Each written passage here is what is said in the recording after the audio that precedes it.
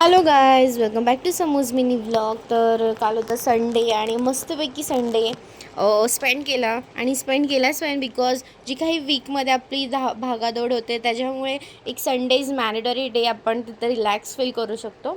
आणि पप्पाही घरात होते, त्यांना मस्तपैकी कलर वगैरे लावला मम्मीला. मम्मी हेअर ऑइल करून घेतलं आणि मस्त फ्रेश झाले.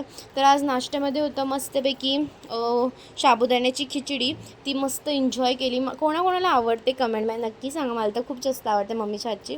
मग आज मम्मी जाणार होती एका मामाच्या एंगेजमेंटला, तर मलाच जेवण बनवायचं होतं. तर हे लोकांना नॉनव्हेज आवडतं, पण नॉनव्हेज बनवणार कसं? मला तर नॉनव्हेज नाही येत. मला सगळं व्हेज येतं. मला व्हेज पुलाव वगैरे सगळं येतं, पण नॉनव्हेज प्रकार नाही येत जास्त. तर फक्त अंड्याचं कालवण येतं. मग ते अंडं करायला घेतलं. अंडं करायच्या आधी मी भात एकीकडे ठेवला आणि एकीकडे ग्रेप्स वगैरे खाऊन घेतले. खूप भूक लागलेली परत. मग त्यानंतर चॉपिंग वगैरे करून घेतली आणि मग एकदाच फोडणी दिली.